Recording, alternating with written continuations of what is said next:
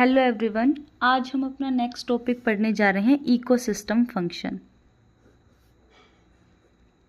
Ecosystem functions. देखो, ecosystem के जब फंक्शन करने की बात आती है, हमने पीछे की क्लासेस में पढ़ा है, हमने टाइप ऑफ या कंपोनेंट ऑफ इकोसिस्टम पढ़ा था। हमने क्या पढ़ा था? टाइप ऑफ इकोसिस्टम और कंपोनेंट्स ऑफ इकोसिस्टम, ये चीज़ हमने डिस्कस कर ली थी। कंपोनेंट्स में हमने क्या क्या डिस्कस किया था? बायोटिक और एबायोटिक कंपोनेंट्स को हमने डिस्कस किया था।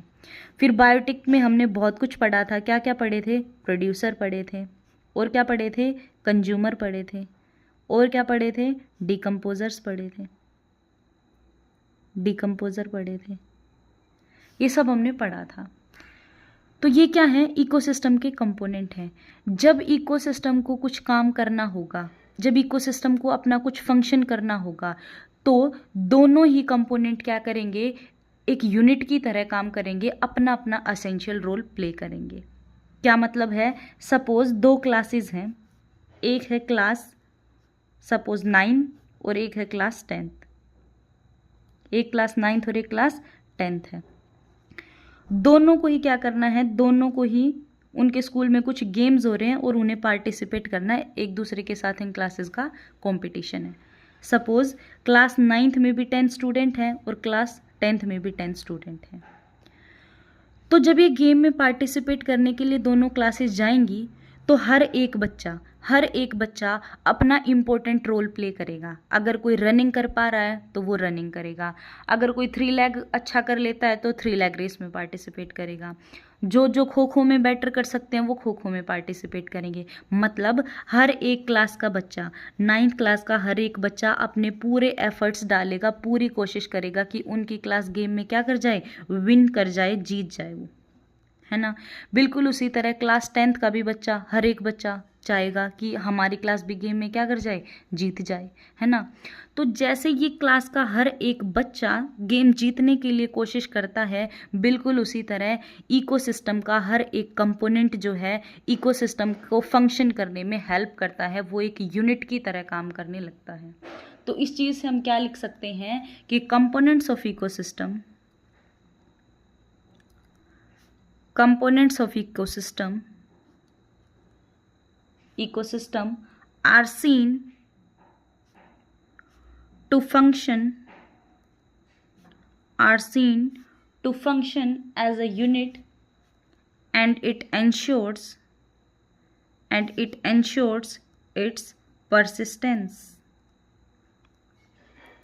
क्या है कि इकोसिस्टम का हर एक कंपोनेंट कैसे काम करेगा? एक यूनिट की तरह काम करेगा। हर एक कंपोनेंट एक दूसरे से मिलजुल कर काम करेगा, और इससे क्या होगा? इससे इकोसिस्टम को परसिस्टेंट बनाया रखा जाएगा, मतलब लंबे टाइम तक इकोसिस्टम टिका रहेगा। अब जो इकोसिस्टम फंक्शंस हैं, इन्हें हम, इसके 4 फंक्शन हैं, हम इन्हें 4 हेडिंग के अंदर पढ़ेंगे। पहला है प्रोडक्टिविटी, दूसरा है डिकम्पोजिशन, तीसरा है एनर्जी फ्लो, और लास्ट है न्यूट्रिएंट साइक्लिंग। ये चारों इकोसिस्टम के फंक्शन हमें इस चैप्टर में पढ़ने हैं, और इस चैप्टर में यही पोर्शन अपना बचा हुआ है। इतना ही चैप्टर है ये 4 चीज़ें हमें पढ़नी हैं। तो हम पहली चीज़ के साथ, पहले फंक्शन के साथ शुरुआत करते हैं। पहला फंक्शन कौन सा है? प्रोडक्टिविटी।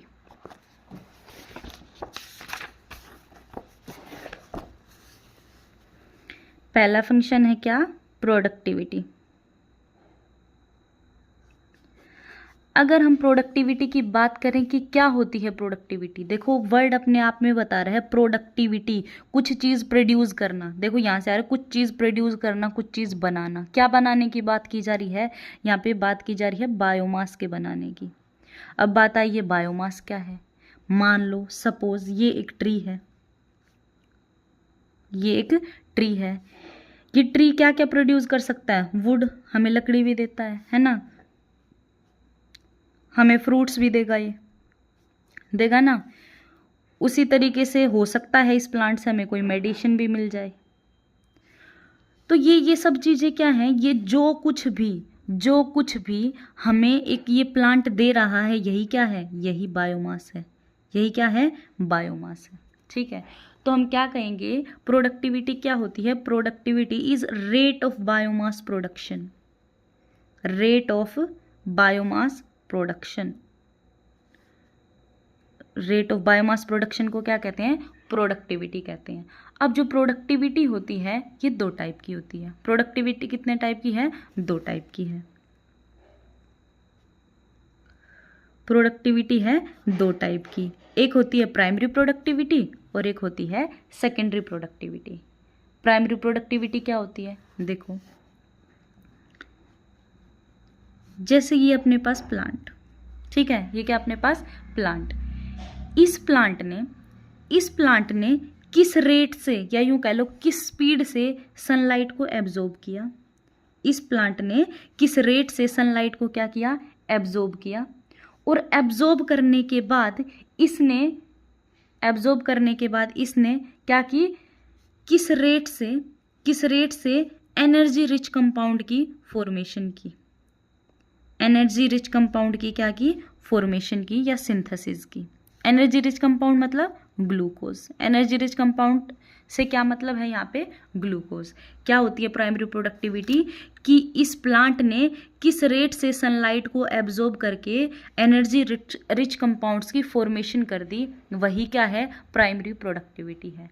तो कैसे लिख सकते हैं, primary productivity is the rate, primary productivity is the rate at which sunlight is absorbed by plants for formation of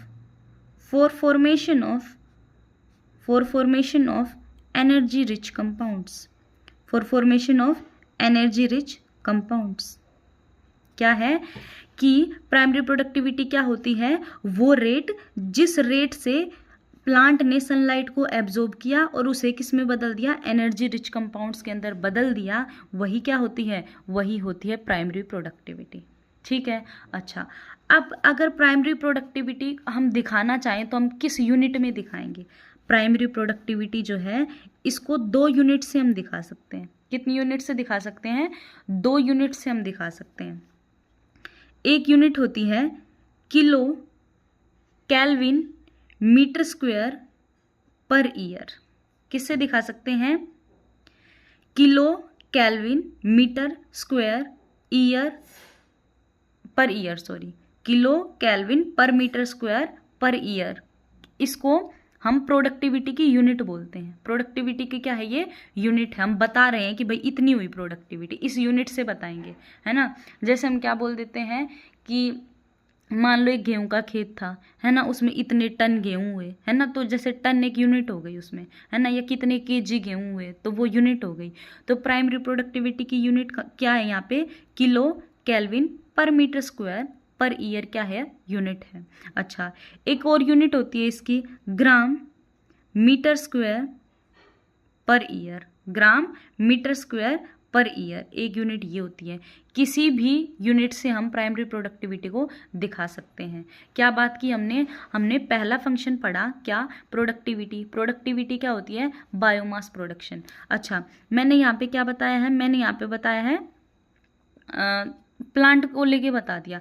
अब हो सकता है यहाँ पे एनिमल भी हो, है ना। हमने अब सपोज मान लो यहाँ पे कोई एनिमल है, इस एनिमल ने कैसे बायोमास प्रोड्यूस किया, इसने मिल्क प्रोड्यूस किया, है ना, उस मिल्क से और हमें क्या मिल गया, उस मिल्क के और प्रोडक्ट मिल गए, तो ये भी क्या है, ये भी बायोमास है। लेकिन हम किसके टर्म्स में देख रहे हैं, हम इसे प्लांट के टर्म्स में समझेंगे, है ना।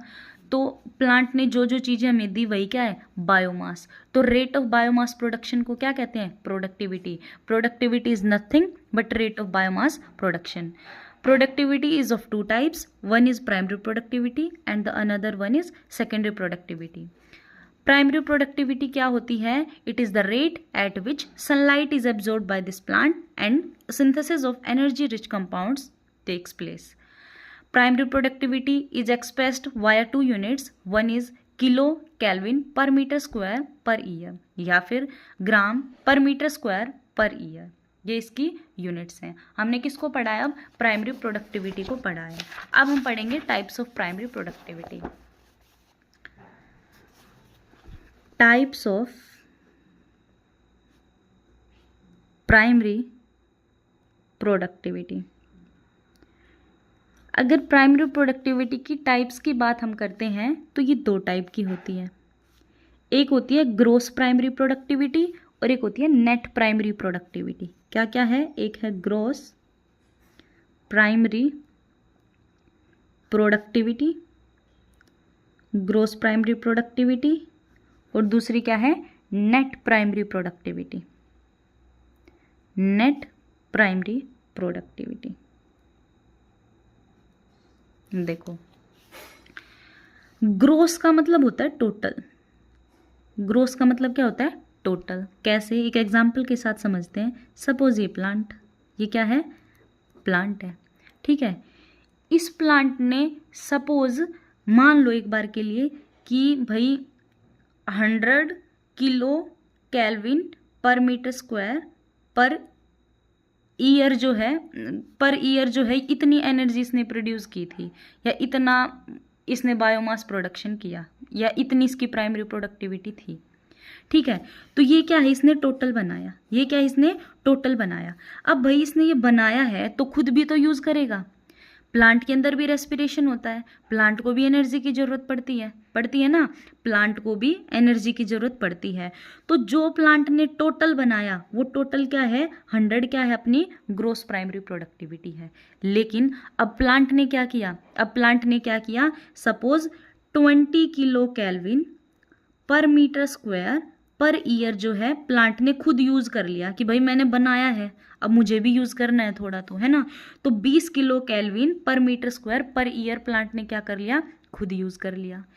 तो टोटल कितना था? 100। उसमें से प्लांट ने कितना यूज़ कर लिया? 20। कितना बच गया? 80 kilo kelvin, 80 kilo kelvin per metre square. ये जो 80 किलो केल्विन है ये क्या है? ये है नेट प्राइमरी प्रोडक्टिविटी। ये क्या है? Net primary productivity. जिसका यूज़ कौन करेगा? हम करेंगे। हम खाते हैं ना प्लांट या प्लांट के पार्ट्स को, तो इतना तो प्लांट ने खुद यूज़ कर लिया। उसके यूज़ करने के बाद जो बच गया, जो हमारे लिए बच गया, हम क्या हैं? हिट्रोट्रोफ। हम अपना खाना खुद नहीं बना सकते, तो प्लांट ने यूज़ करने के बाद जो हमारे लिए छोड़ा, ये वाला जो हमारे लिए छोड़ा है, ये क्या है? नेट प्राइमरी प्रोडक्टिविटी है। तो कैसे लिखेंगे? अगर हमें ग्रोस प्राइमरी प्रोडक्टिविटी को लिखना हो तो हम क्या लिखेंगे? It is the total amount of organic matter, it is the total amount of organic matter, या कह लो biomass. It is the total amount of organic matter, या क्या कह लो? Biomass produced by plant. Example से हम बता देंगे कि अब यहाँ पे जीपीपी कितनी है? यहाँ पे जीपीपी है 100 kilo kelvin per metre square per year. यहाँ पे आप और कुछ भी ले सकते हो, है ना। ये अपन ने क्या पढ़ लिया? ये हमने ग्रोस प्राइमरी प्रोडक्टिविटी पढ़ ली। अब अगर हमें नेट प्राइमरी प्रोडक्टिविटी लिखना हो तो हम क्या लिखेंगे? It is the biomass for consumption of heterotrophs। वो बचा हुआ बायोमास जिसे कौन कंज्यूम करेगा? अब हेट्रोट्रोफ कंज्यूम करेगा, मतलब कि हम कंज्यूम करेंगे। तो ये क्या है? हम ऐसे लिख सकते हैं, ग्रोस प्राइमरी प्रोडक्टिविटी मतलब टोटल कितनी थी? 100। उसमें से क्या माइनस कर दें? प्लांट ने जितनी रेस्पिरेशन में यूज़ कर ली, प्लांट ने जितनी खुद के लिए यूज़ कर ली, वो क्या हो गया? वो कितना था? वो था 20। अब कितना बच गया? यहाँ पे अपने पास जो बची है वही क्या है? नेट प्राइमरी प्रोडक्टिविटी, मतलब 80 क्या है? 80 क्या है? नेट प्राइमरी प्रोडक्टिविटी है, ठीक है। अच्छा, ये अपना क्या हो गया? प्राइमरी प्रोडक्टिविटी कंप्लीट हो गया। अब हम देखेंगे सेकेंडरी प्रोडक्टिविटी। सेकेंडरी प्रोडक्टिविटी देखने से पहले हम एक चीज़ और देखेंगे। पहले यहाँ तक हमने क्या पढ़ा है? प्रोडक्टिविटी को पढ़ा है। प्रोडक्टिविटी क्या होती है कि कितना बायोमास एक प्लांट प्रोड्यूस कर रहा है, वही क्या है, प्रोडक्टिविटी है। प्रोडक्टिविटी कितने टाइप की होती है, दो टाइप की, एक प्राइमरी और एक सेकेंडरी। प्राइमरी प्रोडक्टिविटी क्या होती है, प्लांट ने फोटोसिंथेसिस से कितनी सनलाइट को एब्जॉर्ब करके ऑर्गेनिक मैटर में बदल दिया, है ना। और प्राइमरी प्रोडक्टिविटी कितने टाइप की थी, दो टाइप की, gross primary productivity and net primary productivity. Gross primary productivity क्या होता है, टोटल जितना प्लांट ने टोटल बनाया, टोटल खाना जितना बनाया, टोटल बायोमास जितना बनाया, टोटल ऑर्गेनिक मैटर जो बनाया, कुछ भी कह लो, वो क्या है, gross primary productivity. Net primary productivity क्या है, प्लांट ने जो बनाया था उसमें से उसने खुद यूज किया थोड़ा, है ना, और जो जितना भी रिमेनिंग बच गया वो क्या है, वो है अपना एनपीपी। GPP minus respiration. अगर जीपीपी में से रेस्पिरेशन को घटा दें, प्लांट जितना रेस्पिरेशन में यूज करेगा उसको घटा दें, तो अपने पास क्या आ जाएगा, एनपीपी आ जाएगा। उसके बाद हम देखें ऐसे कौन कौन से फैक्टर हैं जो प्राइमरी प्रोडक्टिविटी पे इफेक्ट डालेंगे, मतलब उसे घटा या बढ़ा सकते हैं। ये हम अपनी नेक्स्ट क्लास में देखेंगे।